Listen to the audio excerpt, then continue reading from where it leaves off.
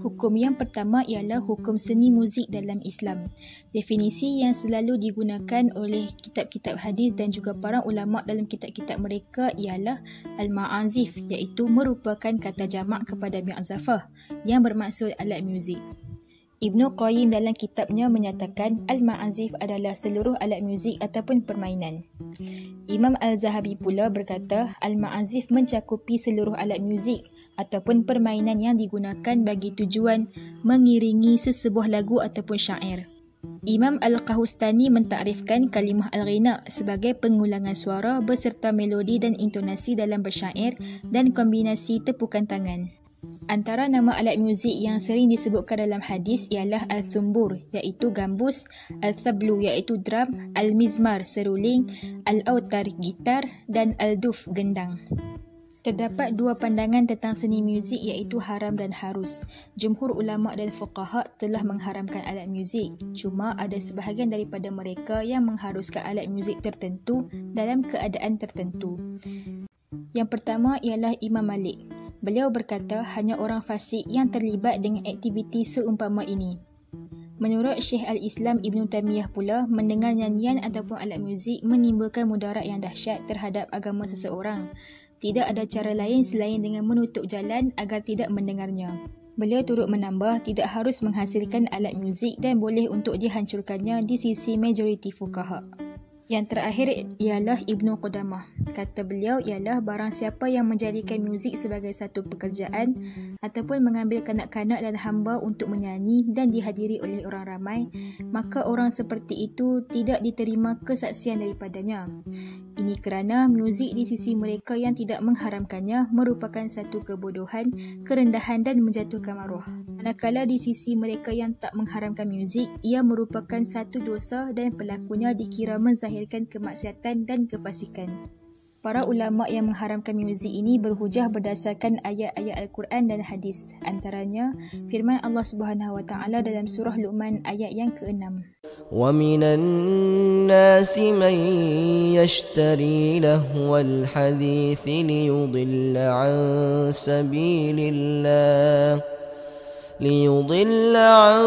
سَبِيلِ اللَّهِ بِغَيْرِ عِلْمٍ وَيَتَّخِذَهَا هُزُوًا أُولَئِكَ لَهُمْ عَذَابٌ مُهِينٌ. Nabi Muhammad SAW juga bersabda, yang bermaksud akan ada di antara umatku satu kaum yang menghalalkan zina, sutera untuk lelaki, arak dan alat muzik. Hadis riwayat Al-Bukhari. Ulama-ulama yang mengharamkan nyanyian dan muzik turut mengharamkan segala transaksi yang melibatkan kedua-dua bidang tersebut. Seterusnya ialah fatwa yang mengharuskan muzik dan nyanyian. Abu Bakar Ibnu Al-Arabi membawakan hadis-hadis yang digunakan untuk mengharamkan nyanyian, mengatakan tidak ada satu pun dalil yang sahih untuk mengharamkan nyanyian kerana perawi-perawinya yang tidak siqah. Yang lebih sahih ialah riwayat-riwayat tersebut adalah batil. Aisyah radhiyallahu anha sedang mempersiapkan seorang wanita untuk dinikahi seseorang lelaki. Rasulullah pun bersabda, "Wahai Aisyah, tidak adakah sebarang hiburan dalam majlis perkahwinan ini? Sesungguhnya kaum Ansar amat menyukai hiburan." Hadis riwayat Al-Bukhari. Jadi, muzik bukanlah satu perkara yang boleh dihukumkan sebagai harus secara mutlak ataupun diharamkan secara mutlak. Ulama yang mengharamkan muzik dan nyanyian telah pun menyatakan alasan dan hujah mereka secara terperinci, manakala yang mengharuskan pula menetapkan syarat-syarat dan garis panduan yang mesti dipatuhi. Seterusnya ialah hukum seni tarian ataupun joget. Joget ataupun menari dalam ilmu fiqh disebut sebagai ar-raqsyu. Dalam kamus Mu'jam Al-Wasit, ar-raqsyu adalah seseorang yang berpindah-pindah posisi dan menggerak-gerakkan badannya sesuai irama muzik ataupun nyanyian. Dalam sejarah Islam sendiri, seni tari pada mulanya berbentuk sederhana yang hanya dilakukan oleh orang-orang yang di luar Jazirah Arab seperti Sudan dan Ethiopia. Hukum ar-raqsyu secara umum terdapat dalam firman Allah dalam surah Al-Isra ayat yang ke-37. Imam Al-Qurtubi dalam tafsirnya menjelaskan bahawa para ulama berdalil dengan ayat ini untuk mencela joget dan pelakunya. Al-Imam Abdul Wafa' bin Aqil mengatakan Al-Quran menyatakan dilarangnya joget dalam firman-Nya, "Janganlah kamu berjalan di muka bumi ini dengan cara al-marah, iaitu penuh kesenangan." Dan ayat ini juga mencela kesombongan.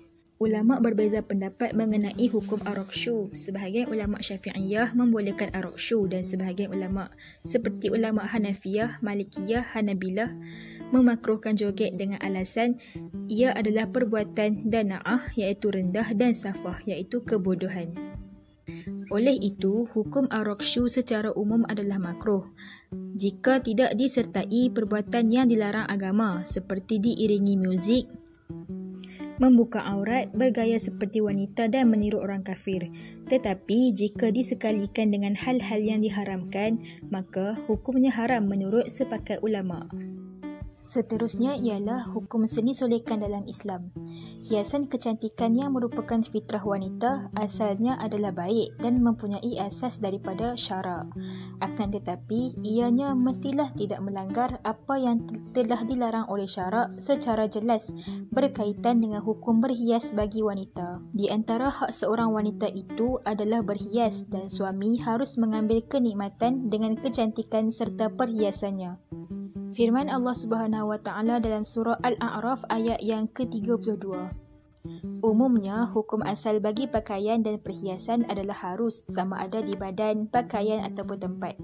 Tetapi hukumnya berlanjutan sedemikian yakni halal dan harus selagi mana tiada nas-nas yang khusus yang mengecualikan hukum asal tersebut. Tetapi hukum wanita memakai lipstik serta alat solek yang lain adalah harus sebagaimana firman Allah Subhanahu wa Ta'ala dalam surah Al-Baqarah ayat yang ke-29. Walau bagaimanapun, wanita hanya harus berhias untuk para suami mereka serta mereka yang dibenarkan oleh syarak sahaja. Tidak harus dia mempamerkan kecantikannya selain daripada suaminya dan sebahagian manusia yang dibenarkan oleh syarak.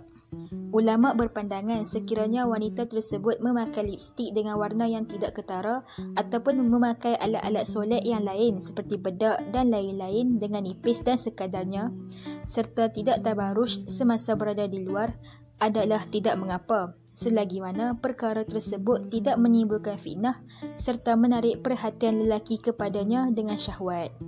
Hal ini kerana agama Islam sangat menekankan soal kekemasan dan kecantikan sebagaimana riwayat daripada Ibnu Mas'ud bahawa Nabi SAW bersabda yang bermaksud, "Sesungguhnya Allah itu cantik dan suka kepada kecantikan." Hadis riwayat Muslim. Kemudian ialah hukum seni dalam berlawak jenaka. Hakikatnya, Islam sebagai panduan hidup manusia tidak pernah melarang manusia untuk berhibur ataupun berjenaka. Kerana hiburan dan jenaka itu adalah fitrah tabiat manusia dan tanpanya kehidupan akan menjadi hambar, sedih dan kurang bermotivasi. Profesor Dr. Yusuf Al-Qaradawi dalam bukunya berkata, justeru Islam tidak mewajibkan manusia agar semua perkataan yang diucapkan sehari-hari sebagai zikir, semua renungannya sebagai berfikir, semua pendengarannya hanyalah Al-Quranul Karim dan semua masa lapangnya mestilah berada di masjid. Bahkan Islam mengiktirafkan kewujudan manusia itu dengan fitrah dan tabiatnya yang tersendiri, sebagaimana yang diciptakan oleh Allah buat mereka. Allah menciptakan manusia supaya mereka senang, ketawa dan bermain-main, sebagaimana diciptakan bagi manusia itu keinginan untuk makan dan minum. Kemudian beliau menyebutkan tentang sikap sebahagian para sahabat Nabi yang terlalu takut untuk berhibur dan bergembira bersama keluarga kerana berhati-hati terhadap sifat munafik. Suatu hari Hanzalah datang berjumpa Nabi bersama Abu Bakar lalu berkata, "Hanzalah telah berlaku munafik, wahai Rasulullah."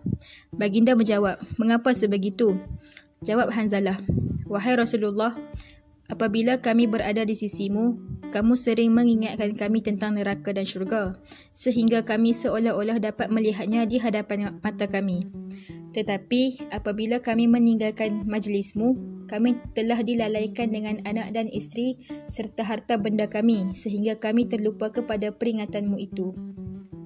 Maka jawab Rasulullah SAW, "Demi zat yang jiwaku di tangannya, sesungguhnya jika kamu menepati keadaan seperti yang kamu biasanya berada di sisiku dan ketika dalam berzikir, nescaya kamu akan berjabat tangan, yakni disamakan dengan malaikat di tempat-tempat perbaringan kalian dan di jalan-jalan kalian.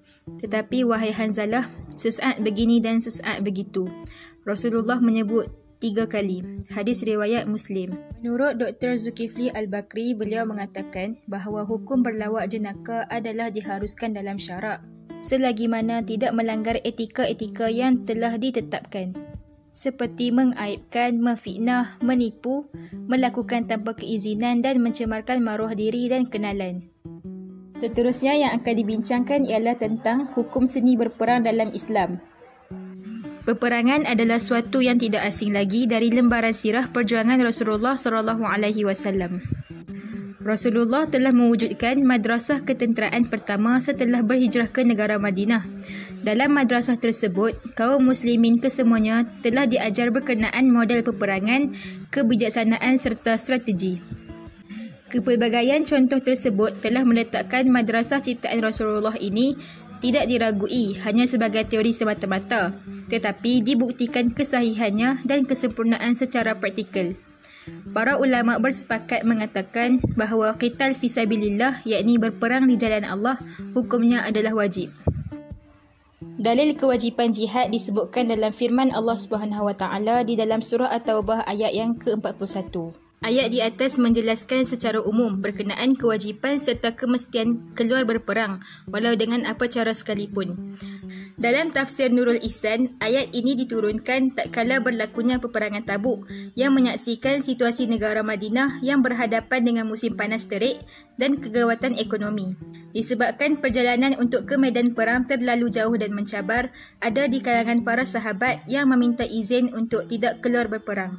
Lalu Allah menurunkan ayat ini dengan jelas menunjukkan bahawa kewajipan berperang mestilah dilaksanakan walaupun berhadapan apa jua rintangan. Terakhir ialah seni berfashion dalam Islam. Seperti yang kita ketahui, Islam telah pun menetapkan garis panduan kepada umat Islam dalam memakai pakaian ataupun berfashion. Yang pertama ialah menutup aurat. Aurat perempuan adalah seluruh badan melainkan muka dan 2 kawasan tangan. Manakala aurat bagi lelaki pula adalah antara pusat dengan lutut. Seterusnya, kita mestilah mengelakkan daripada menutup sebahagian aurat dan membuka sebahagian yang lain. Aurat itu tidak boleh dibuka dan ditutup di tempat mana yang kita mahu, tetapi hendaklah ditutup keseluruhannya. Selain itu ialah pakaian yang dipakai mestilah tidak terlalu ketat sehingga menampakkan bentuk badan. Ulama menghukumkan pakaian yang ketat sebagai makruh kepada wanita, manakala bagi lelaki adalah khilaf al-aula, iaitu tidak diutamakan. Syekh Al-Islam Zakaria Al-Ansari dalam kitabnya menyebutkan, tidak memadai bagi menutup aurat pakaian yang menampakkan warna kulit, iaitu orang yang dapat melihat warna di sebalik pakaian tersebut seperti pakaian koyak yang tidak menghalang daripada dilihat warna kulit. Kerana tujuan sebenar menutup aurat tidak akan berlaku tanpa menutup perkara tersebut. Tidak mengapa setelah pakaian tersebut menutup warna kulit jika menampakkan bentuk badan sekalipun, tetapi makruh hukumnya bagi wanita dan khilaf al-aula bagi lelaki. Al-Tirmizi pula menyebut dalam bab kemakruhan perempuan keluar dengan memakai wangi-wangian daripada hadis Abi Musa al-Ash'ari secara marfu' kepada Rasulullah, baginda bersabda yang bermaksud, setiap mata melakukan zina. Jika wanita memakai wangi-wangian kemudian melalui suatu majlis, maka dia adalah begini dan begitu. Artinya dia adalah seorang pelaku zina. Jadi, hukumnya adalah haram sekiranya dia bertujuan mempamerkan dirinya kepada lelaki. Jika pakaian itu memenuhi ciri-ciri nilai Islam, maka ia dibenarkan.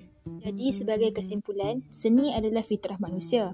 Ia bukanlah haram, tetapi ada perkara-perkara yang membuatkan seni itu menjadi haram, seperti kita menyekutukan Allah dan lalai mengingatinya.